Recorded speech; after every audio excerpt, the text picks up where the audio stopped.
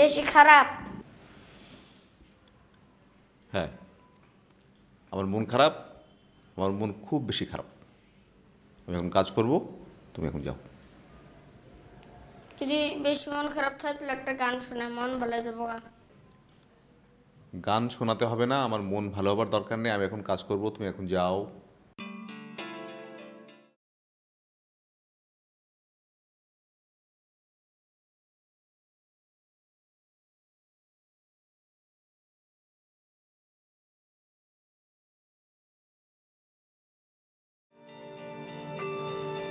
বন্ধু, একটা কথা কই। বলো। অপু ভাই না কাম দে। কি? মন খারাপ। কান্দে কেন? জিজ্ঞেস করছি, কথা কানা খালি কাম দে। আসলে কাঁদতেছে? বিশ্বাস না করলে যাই দেখো গা।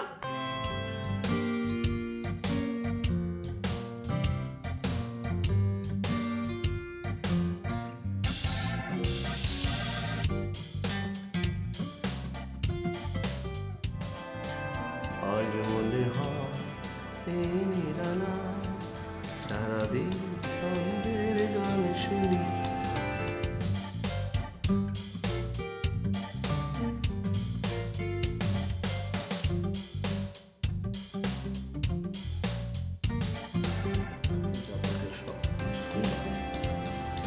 নিদ্রার করে নানা স্বপ্ন দেখে বিকট চিৎকার করে বা অস্থির হয়ে পড়ে। বাংলা সিনেমার কথা।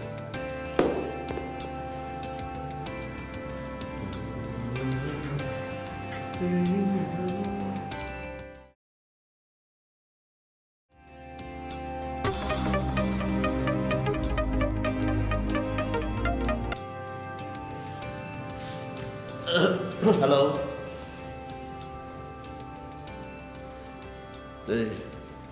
আজগর হোসেন আকাশ বলছি। আকাশ, জি জি জি জি রেজিস্ট্রেশনের মালিক। জি জি জি জি।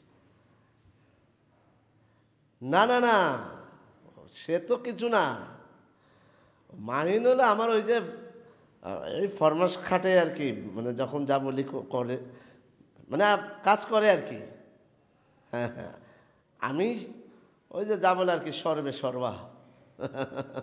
জি জি জি জি, বলেন। দেশ টিভিতে?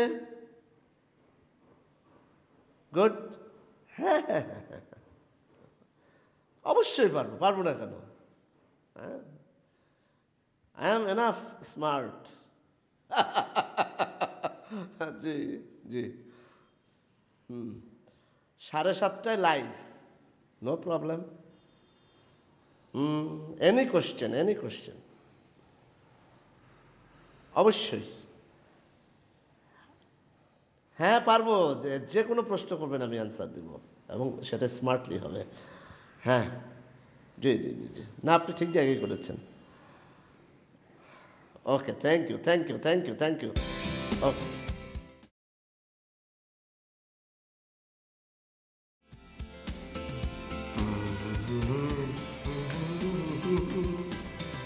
কিনিয়া বিরাট কিছু দিলে মনে করো না, আর সাক্ষাৎকার লাইভ দিবা বললো খালি ঝগড়াই করো, বুঝছো, আর কিছু করতে হবে না।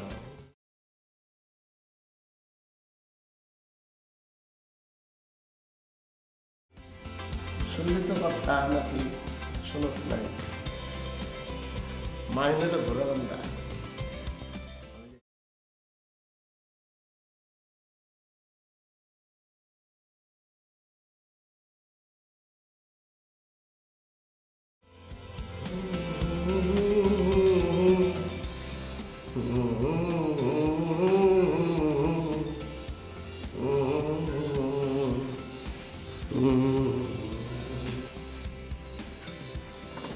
না, এটা সুন্দর করে বক্তৃতা লিখে দাও তো আমাদের। মানে কি? বক্তৃতাতে কি করবেন? নির্বাচনে দাঁড়াবেন নাকি? দৌড়, সব কিছু না, আজগর হোসেন আকাশ এখন বিরাট সেলিব্রিটি হইতে যাইতেছে। সে লাইভ প্রোগ্রাম করবে দেশ টেলিভিশনে। সারা বিশ্বের যত বাংলা ভাষাভাষী আছে সবাই এই অনুষ্ঠান দেখবে, শুনবে। এমনকি বিদেশিরাও আমার চেহারার কারণে দেখবে বলে আমি মনে করি। বিশাল খুশি সংবাদ। মিষ্টির তো বন্যা বয়ে দেওয়া উচিত ভাই। আরে বৃষ্টির বন্যা মানে অবশ্যই বৃষ্টির বন্যা বয়ে দেবো।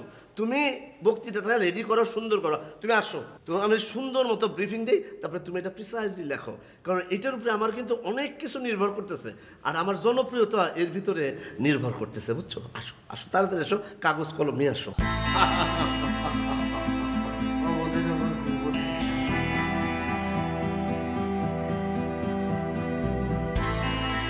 বললাম মনে হয় না, আনন্দের চোটে বিড়বিড় করে একেবারে।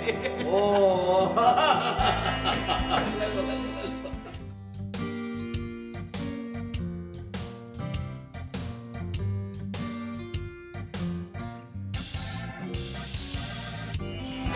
এখনো খাওয়া আসে না কেন? একটু ওয়েট করো, দিয়ে যাবে। কতক্ষণ থেকে ওয়েট করতেছি, আমি অনেক ক্ষুধার্ত।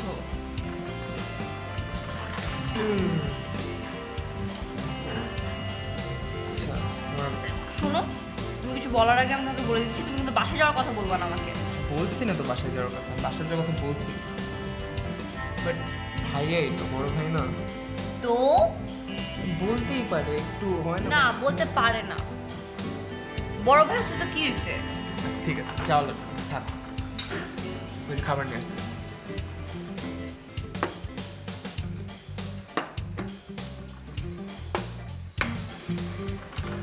চামচ লাগবে? লাগবে লাগবে নিয়ে এখন বলবো কিছু।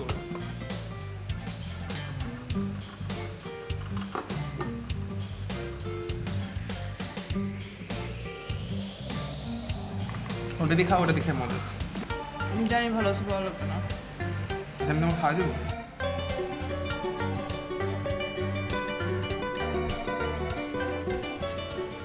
ভাই কাজ করছেন জরুরি কোনো?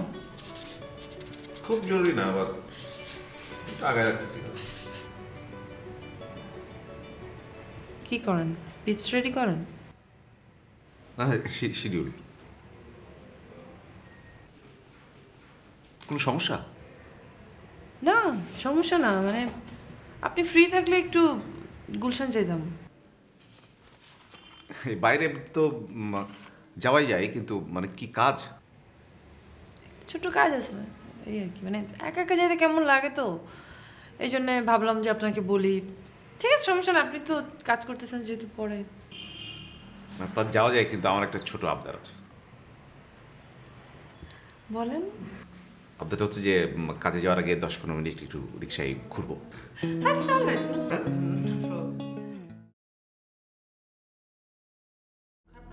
ঠিক আছে। না, মন টন খারাপ হলে অনেক সময় ঘুরতে চাও তো বাবু। না না না, আমার আসলে অ্যাকচুয়ালি আমার একটা দরকারি কাজ আছে গুলশানে, এই জন্যই আর কি। তো আপনি না যেতে চাইলে নো প্রবলেম। না না না না, অবশ্যই এখনই।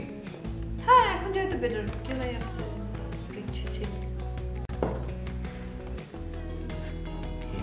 হেমন্তের বাতাসে ঘুরতে আমার খুব ভালো লাগে, খুব ভালো লাগে। চলে যাই।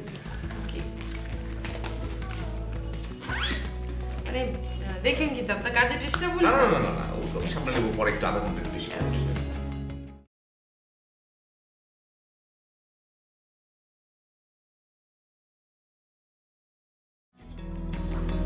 হ্যাঁ ভাই, এবার টকশোর বিষয়টা বলেন।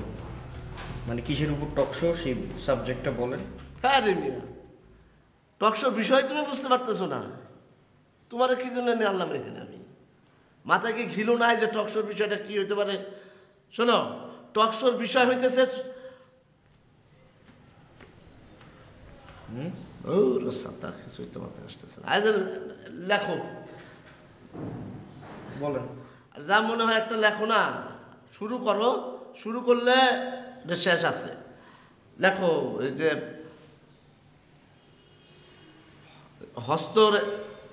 হস্তরেখা, পাখি সমাজ, মানে এই যে আমরা যে এই যে রেডিও চকলেট নিয়ে যে এই যে আমরা এত ব্যতিব্যস্ত, আজকে সমাজের রন্ধ্রে রন্ধ্রে যে এই যে সমস্যা দেখা যাইতেছে, বুঝছো? আচ্ছা, সাবজেক্ট তো 3টা চলে আসলো, একটা হচ্ছে রেডিও চকলেট, আর একটা হচ্ছে হস্তরেখা, আর একটা হচ্ছে টিয়া পাখি। কোনটাতে ফোকাস করব? ফোকাস সব কিছু মিলে একটা জিনিস দাঁড় করাও, যে টক শো। বিষয়টা হলো টক শো, এটা একটা লাইভ প্রোগ্রাম যাবে, দুনিয়ার লোক দেখবে। কাজেই তুমি এটা সুন্দর করে একটা ড্রাফট করো, সাজাও, যেন এটা একটা মানে যে কোনো প্রশ্নের অ্যান্সার যেন আমি দিতে পারি। This is not a joke, not a matter of joke, যে তুমি একটা লাইভ প্রোগ্রাম, যে কোনো একটা প্রশ্ন আমাকে একটা করলে যাতে আমি অ্যান্সারটা ঠিকঠাক মতো দিতে পারি। মানে আমি কি, আমি এই প্রতিষ্ঠানের মালিক, সর্বে সর্বা, মানে সব কিছু আমার উপর দিয়ে আমার মাধ্যমে হইতেছে। আমি কিভাবে আসলাম এখানে, আমার আরও যে ব্যবসা ট্যাবসা আছে, ধরো এই যে তুমি তো জানোই এই যে কিসের ব্যবসা আছে। এটা কি ওই গরুর খামারের প্রসঙ্গটা আনবো? ছাগলের মতো কথা বলো, কোনো গরুর খামার এটা বলা যাবে নাকি? বলো যে আমি যে একটা শিল্পপতি, বিশিষ্ট শিল্পপতি, বাংলাদেশের ধরো 10 জনের ভিতরে একজন, এইসব জিনিসগুলি তো আমি বলবো নাকি? হ্যাঁ, গরু মরে গেছে, গরু বাচ্চা দিছে, এগুলি কি লাইভ প্রোগ্রামে বলা যায়? ফাজিলের মতো কথা বলো তুমি। লিখবে যে ফার্ম আছে, ফার্ম জিজ্ঞাসা করলো আমি বলবো আমার কি কি আছে। আমার মোট কথা, আমার যে স্ট্যাটাসটা, এটা তো আমাকে তুলে ধরতে হবে নাকি? আজকে ধরো শুধু বাংলাদেশ না, বহির্বিশ্বে যেখানেই দেশ টিভি আছে সেখানে আমাকে দেখা যাবে, সেখান থেকে লোকে আমাকে প্রশ্ন করবে, নানা রকম প্রশ্ন করতে পারে। আমাকে তো সব ব্যাপারে প্রিপারেশন নিতে হবে লেখলে।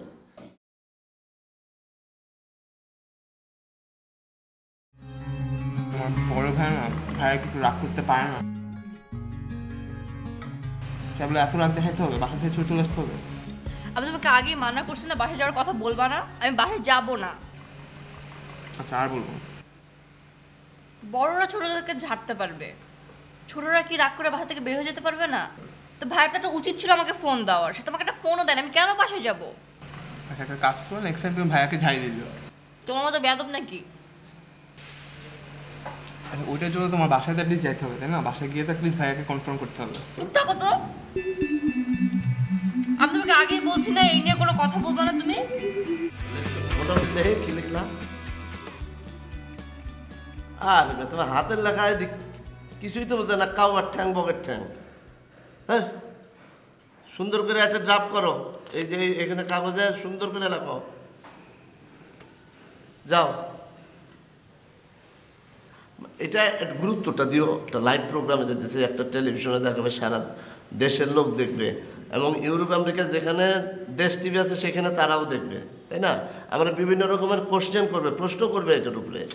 আপনি চিন্তা করেন না ভাই, দেশ টিভির ইতিহাসে এরকম প্রোগ্রাম আর হয় নাই। একটা সেরকম স্মরণে একটা প্রোগ্রাম হতে যাচ্ছে। আপনি মেন্টালি প্রিপারেশন নেন, আমি সিস্টেম করে। গুড গুড, এই জন্য তোমার আমি এত পছন্দ করি। যাও যাও, বড় ঠিকঠাক করে নিয়ে আসো।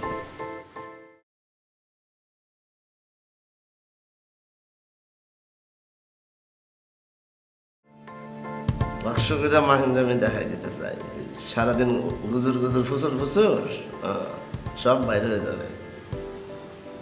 বাপ মারে আমার সাথে এমন ভাবছেন আর কি, বিরাট কিছু হয়ে গেছে।